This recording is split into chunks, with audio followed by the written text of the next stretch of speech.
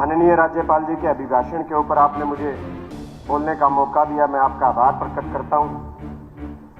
अध्यक्ष महोदय, आज मैं जब राज्यपाल जी का अभिभाषण सुन रहा था तो उन्होंने कहा हरियाणा देश का एक पहला राज्य ऐसा है जिसने 24 फसलों के ऊपर एमएसपी दिया। मैं ज्यादा पीछे नहीं जाता, आज की मंडियों के हालात की बात आपके साथ कर रहा हूं। आज धान के ऊपर सरकार ने 2320 रुपए एमएसपी निर्धारित कर रखा है और मैं दावे के साथ कह सकता हूं, अध्यक्ष महोदय, मैं खुद मंडी में जाके आया हूं। मेरी विधानसभा में 4 मंडियों में धान आया है और मैं चारों मंडियों में जाके आया। 95% किसानों को एमएसपी नहीं मिल रही।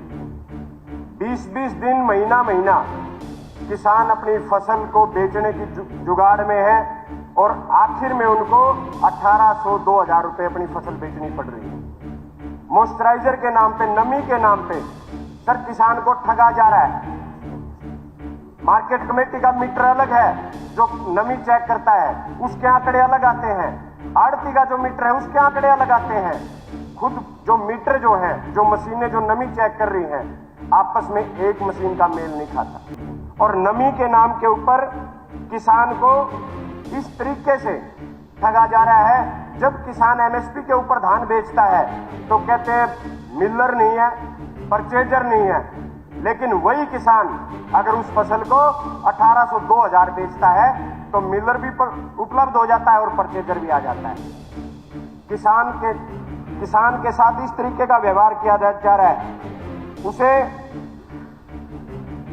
10 दिन के अंदर धान की फसल मंडी में ले जाने के 10 दिन के अंदर वो फसल भी बेचनी है, आगे गेहूं की बुआई भी करनी है और सुबह 4 बजे से डीएपी के लिए लाइन में भी लगना है।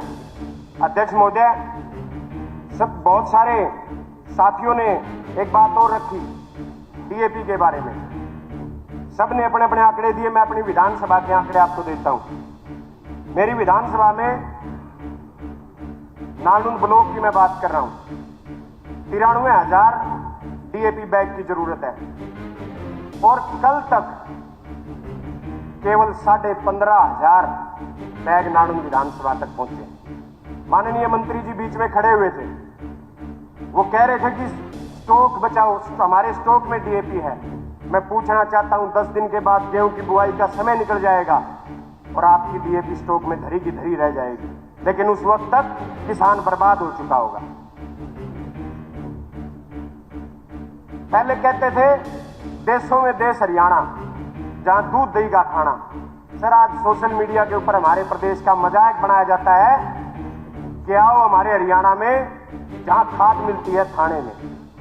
पुलिस की मौजूदगी में डीएपी बट रही है। अध्यक्ष महोदय, लाठियां चार्ज हो रही हैं और अभी हमारे माननीय सदस्यों ने बताया केवल 2 एकड़ का किसान जिसे केवल 2 बैग डीएपी के चाहिए थे, वो सुबह 4 बजे लाइन में लगा और सुबह 4 बजे लाइन में लगने के बाद जब उसको शाम को डीएपी नहीं मिली, जब स्टॉक बीच में हर रोज स्टॉक खत्म हो रहा है, तो उसने आत्महत्या की सोची। अध्यक्ष महोदय, आज डीएपी की कमी है क्योंकि किसान को आज डीएपी की जरूरत है।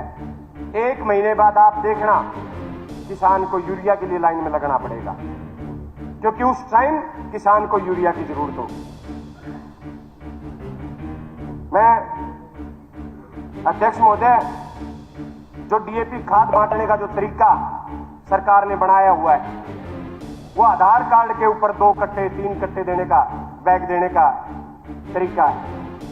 मैं सरकार से ये मांग करता हूं कि ये जो डीएपी बैग है ये आधार कार्ड के ऊपर नहीं बल्कि उसकी फरद देख के उसके ऊपर होना चाहिए और किसान के एक ही परिवार का जो एक ही सदस्य है, फरद देख के उस परिवार के एक ही सदस्य को वो खाद मिलनी चाहिए। पूरा परिवार सर, बच्चों समेत, महिलाओं समेत लाइन में खड़ा होता है सुबह 4 बजे और 1-2 बजे उसे संदेश मिल जाता है कि आज डीएपी खत्म हो गई है। मैं माननीय राज्यपाल जी का अभिभाषण जब सुन रहा था तो वो किसान की आमदन दोगुनी की बात कह रहे थे, लेकिन आज जो हालात है, आज एक पराली एक ऐसा मुद्दा बना दिया, पराली के ऊपर किसान को इस तरीके से पेश किया जा रहा है कि जैसे पूरे के पूरे देश में प्रदूषण का जिम्मेवार केवल किसान है। पराली का जो काम है वो केवल 10 दिन का काम है अध्यक्ष महोदय।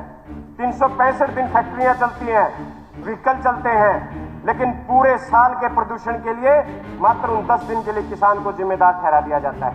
आज मैं हिसार जिले की बात करूं, हिसार जिले में एक बेलर सरकार के पास उपलब्ध नहीं है जो किसान को जाके ये कह दे कि आपको पराली जलाने की जरूरत नहीं है, क्योंकि किसान को पराली जलाने का शौक नहीं है, उसके पास दूसरा कोई ऑप्शन नहीं है।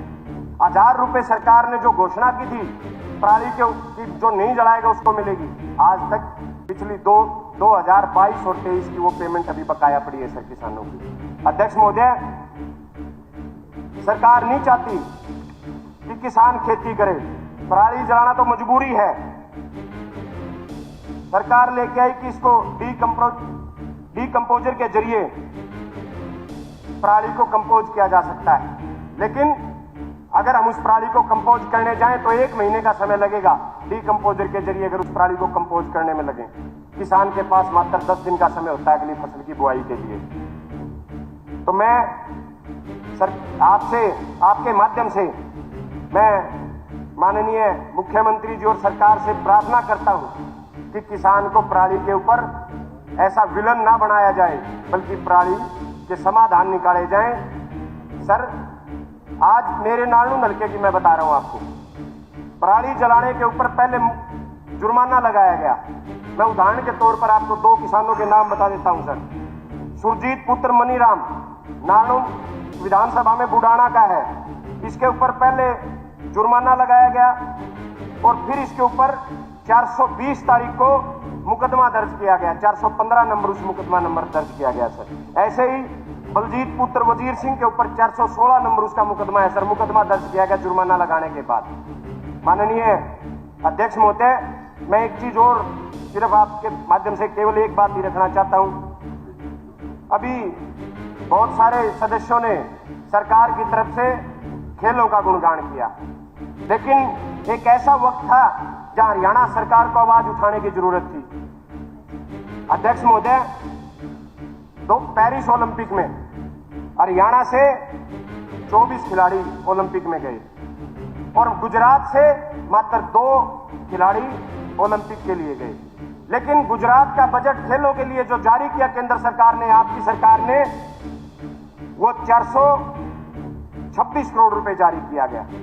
लेकिन हरियाणा का जो बजट, अभी गुणगान किया जा रहा था खिलाड़ियों का कि 8 में से 6 हरियाणा के आए, किसी भी भारतीय जनता पार्टी के किसी भी सदस्य ने, माननीय मुख्यमंत्री जी समेत किसी भी विधायक ने उस समय आवाज नहीं उठाई, क्योंकि हरियाणा के हिस्से उस बजट में केवल 66 करोड़ रुपए आए। जहां 8 में से 6 मेडल आते हैं वहां 66 करोड़ रुपए दिए जाते हैं, और जहां केवल 2 खिलाड़ी ओलंपिक में जाते हैं उनको 426 करोड़ रुपए का बजट दे दिया जाता है। तो मैं सरकार, कंक्लूड कीजिए जैसे कि समय जी, मैं सिर्फ एक छोटी सी एक लाइन का और मेरा रहता है अध्यक्ष महोदय। मेरा नारनून जो है वो कबड्डी का इलाका है सर, बहुत सारे पहलवान और कबड्डी की बहुत बढ़िया बढ़िया टीमें हैं, लेकिन आज हालात हो गए सर, गली गली चिट्टा और स्मैक दिख रहा है। हर रोज किसी न किसी गांव से खबर आती है कि आज स्मैक पी के फलाना 20 साल का, 18 साल का, 22 साल का नौजवान चला गया। मेरी सरकार से, माननीय मुख्यमंत्री जी से भी प्रार्थना है, नशे के ऊपर अंकुश लगाया जाए। जो ये जवानी नशे में डूब रही है, जो घर के घर उजड़ रहे हैं, ये नशे के ऊपर अंकुश लगाया जाए ताकि हरियाणा प्रदेश के नौजवानों का भविष्य सुरक्षित हो सके। बहुत बहुत धन्यवाद माननीय अध्यक्ष महोदय।